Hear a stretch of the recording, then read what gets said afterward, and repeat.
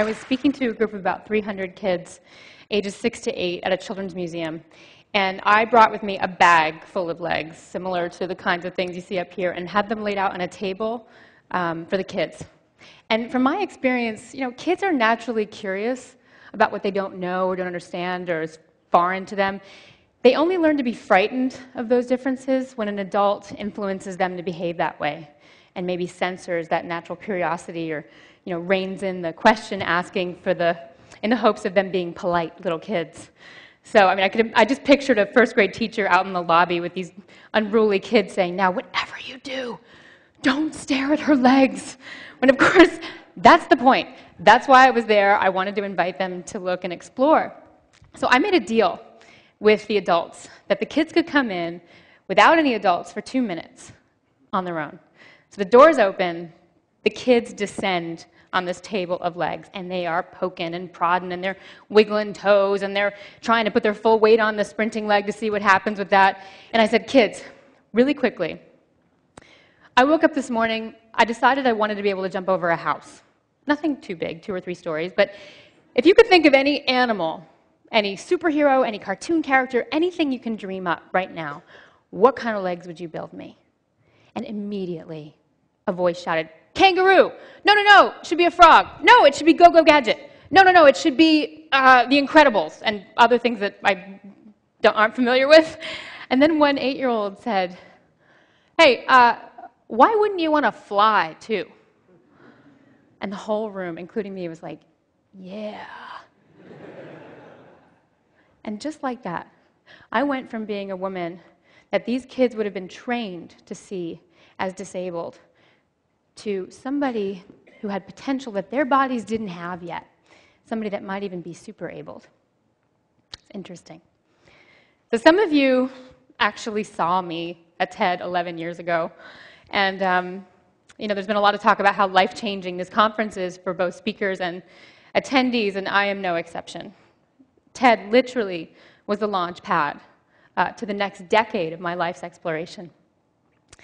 At the time, the legs I presented were groundbreaking in prosthetics. I had woven carbon fiber sprinting legs modeled after the hind leg of a cheetah, which you may have seen on stage yesterday, and also these very lifelike, intrinsically painted silicone legs.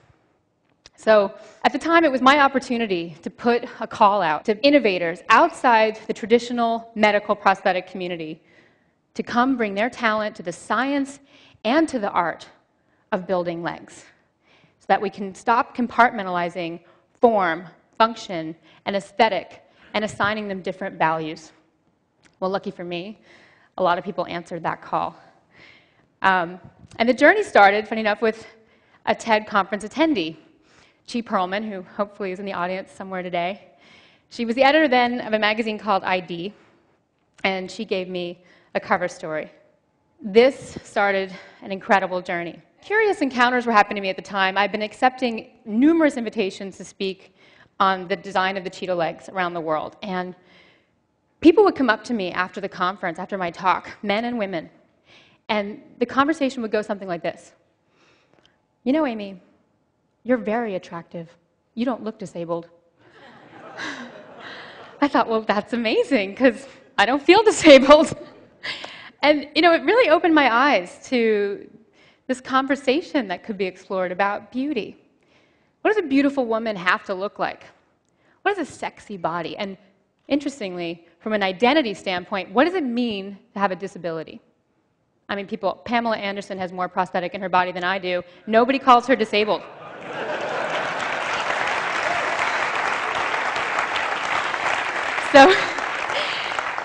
So this magazine, through the hands of graphic designer Peter Saville, went to fashion designer Alexander McQueen and photographer Nick Knight, who were also interested in exploring that conversation.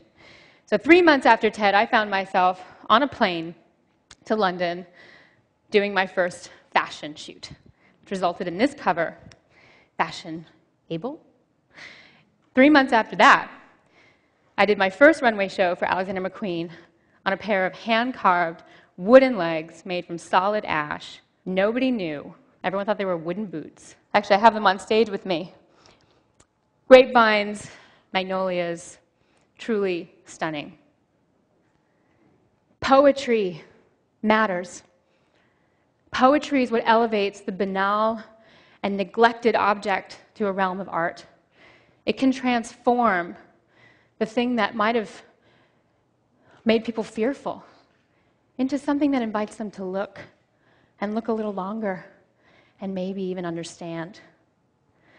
I learned this firsthand with my next adventure, the artist Matthew Barney, in his film opus called The Cremaster Cycle. This is where it really hit home for me, that my legs could be wearable sculpture.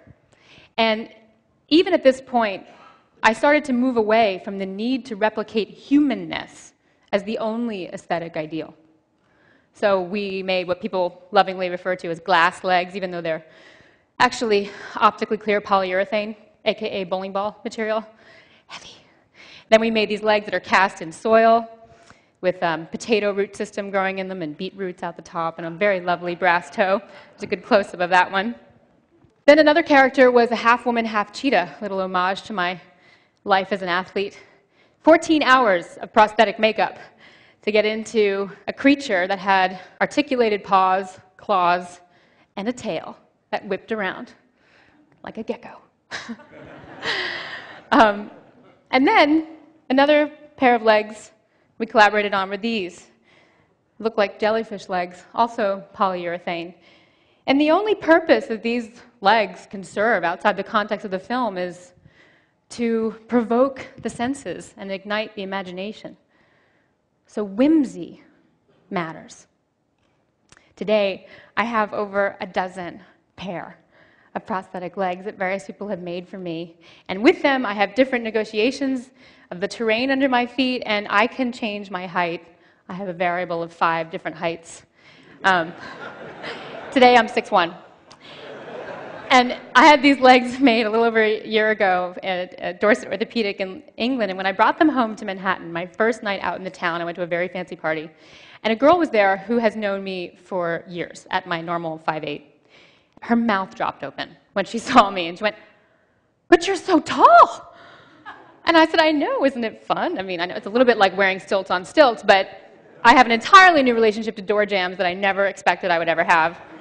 And I was having fun with it.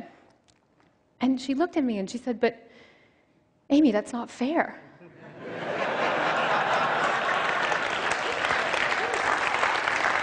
And the incredible thing was, she really meant it.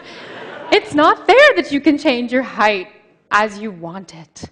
And that's when I knew. That's when I knew that the conversation with society has changed profoundly in this last decade. It is no longer a conversation about overcoming deficiency. It's a conversation about augmentation. It's a conversation about potential. A prosthetic limb doesn't represent the need to replace loss anymore. It can stand as a symbol that the wearer has the power to create whatever it is that they want to create in that space. So people that society once considered to be disabled can now become the architects of their own identities and indeed continue to change those identities by designing their bodies from a place of empowerment. And what is exciting to me so much right now is that by combining cutting-edge technology, robotics, bionics, with the age-old poetry, we are moving closer to understanding our collective humanity. I think that if we want to discover the full potential in our humanity, we need to celebrate those heartbreaking strengths and those glorious disabilities that we all have. I think of Shakespeare's Shylock. "If you prick us, do we not bleed? And if you tickle us, do we not laugh?" It is our humanity and all the potential within it that makes us beautiful. Thank you.